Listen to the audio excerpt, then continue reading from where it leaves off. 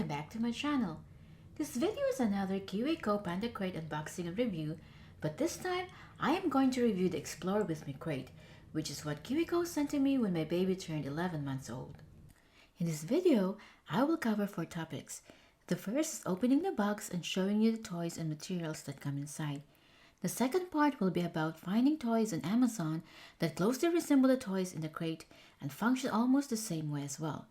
I will tell you the price of each and sum them up to determine if the Explore With Me crate is cheaper or not. And I'm going to weigh the pros and cons of each toy in the third and final part, while providing you the benefits and baby's development. I will also show you how my babies plays with them and our overall experience. Here, it says that the Explore With Me crate helps develop spatial awareness for baby's development, and it's for babies 0 to 12 months. Similar to the previous crate, they provide a magazine with helpful and fun ideas and tips how babies at this age can explore the world around them. These cards describe how to play with the toys and their benefits to baby's development, and just like the other crate, this one comes with a board book. The first toy is a bead maze with roller coaster wires where baby can move the beads under or over the wire and to the other end. Next is a coin insert with 3 coins, 2 blacks and 1 white. I think my baby won't be able to figure out how to insert the coins into the slot yet, but she can take them out through the big hole with no problem. The next toy is the tissue box. The bottom is weighted with beads and the panda face feels so soft to touch. Along with this come 5 pieces of fabric tissue with black and white contrasting patterns. The book is called Poppy's Day Out. It's about Poppy as she goes all around the park. The book uses words such as into, through, behind, and over to build baby's spatial vocabulary. These cards are beyond the crate cards that contain some activities to do with your babies. Next, I want to show you how much similar items cost if I were to buy them from Amazon. A similar bead maze costs $18.37. I found an Eric Carle tissue sensory box for $19. A similar coin box is $21. The Poppy's Day Out book retails for $7. The price can be found at the book's back cover.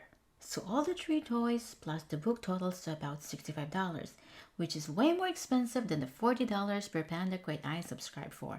For me, it's not only about the monetary savings but also the time savings, as the subscription spared me tons of time researching the web to look for appropriate and great toys to buy for my baby. Now, I'm going to talk about the benefits and the pros and cons of these toys. My baby has been playing with these toys for about a month now. Let's start with the coin box puzzle toy. From the moment I showed my baby the box and gave her the coins, she figured out right away that they can be inserted into the circle hole and that she can also take them out of the hole. The coin box puzzle practices baby's problem solving and hand-eye coordination skills.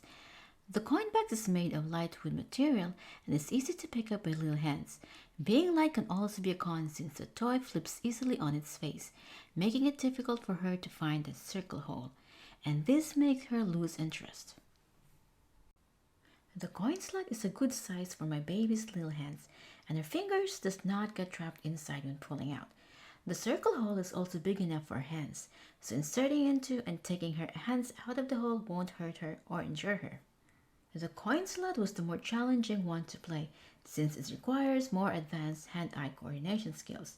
Her coordination has improved greatly since playing with these toys, as she can now insert a coin in the slot, unlike before when I had to guide her hand, but her aim is still a bit off. She also likes to fake her drop, so instead of dropping the coin, she would just insert it and then pull her hand back out. Yay! Yay! Good job! Next is the bead maze. The toy helps baby explore directionality and spatial awareness concepts, as it allows babies to learn concepts like over, under, left, and right.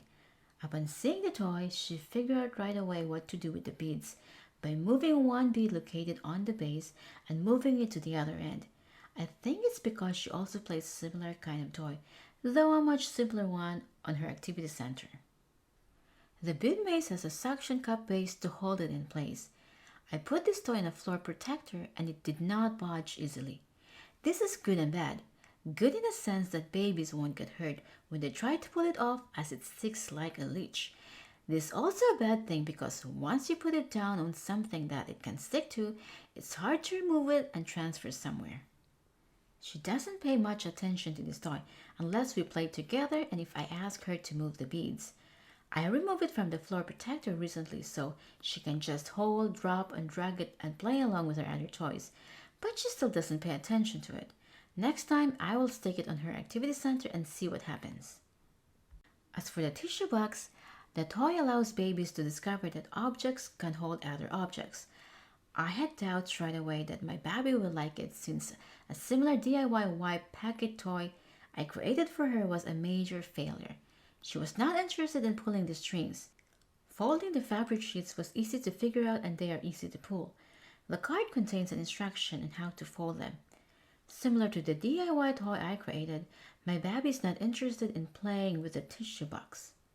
She would pull up to 2 sheets only whenever I offer the toy, otherwise she's not going to play with it. It seems she does not like pulling the sheets. What I did notice is that she likes to play with just the sheets by lifting them up one by one and dropping them on her side. You can also play a hide and seek activity using the fabric sheets where you cover your child's favorite toy and encourage them to lift up the tissue to uncover the hidden toy. This type of play helps baby understand object permanence, or the concept that things still exist even though they cannot be seen. Babby always has a fun time with this activity. She also likes to insert other things in a tissue box like box, blocks, or anything that's small enough to fit in the box, and then tries to take them out too. This is a similar action she does to the coin box puzzle toy. That's it for now. If you like this video, please give it a thumbs up or comment below. And please don't forget to subscribe for more toy reviews and DIY activities to make a happy baby. Thanks so much for watching and I will see you in my next video. Bye bye!